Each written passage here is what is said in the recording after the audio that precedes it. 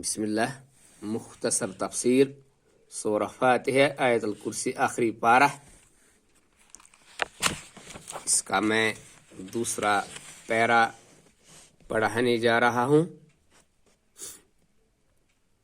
اسلام وہی مذہب ہے جو ابہام اور تضاد سے بالکل خالی اور مبرہ ہے، جیسا کہ ارشاد ربانی ہے، کیا یہ لوگ قرآن میں غور نہیں کرتے؟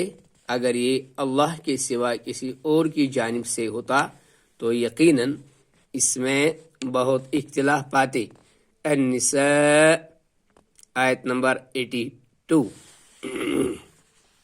اسلام وہ واحد مذہب ہے جو مشکل سے مشکل ترین انسانی مسائل کو حل کرنے پر قادر ہے، کیونکہ یہ ایسے عقائد پر مشتمل ہے جو اللہ تعالی کائنات اور انسانیت کے بارے میں درست نظریں پیش کرتے ہیں، اور ایسے احکام پر مبنی ہے جو زندگی کے مختلف پہلوؤں جیسے عبادات و معاملات، معاشی و سیاسی حالات، عائلی و خانگی اور بین الاقوامی تعلقات وغیرہ میں زندگی کے امور کو احسن طریقے سے منظم کرتے ہیں۔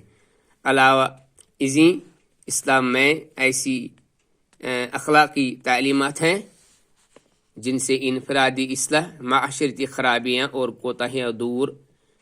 کوتاہیاں درست ہو سکتی ہیں۔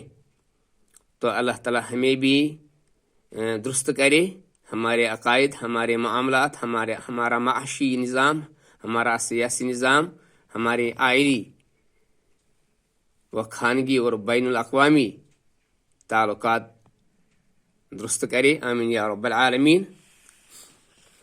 اسلام ہی صرف وہ واحد مذہب ہے جو لوگوں کے ذہنوں میں اٹھنے والے ان سوالوں کے تسلی بخش جواب دے سکتا ہے جنہوں نے بہت سے لوگوں کو ورطۂ حیرت میں ڈال رکھا ہے، جیسے میں کیوں پیدا ہوا ہوں، سیدھا راستہ کیا ہے اور آخری انجام کیا ہے۔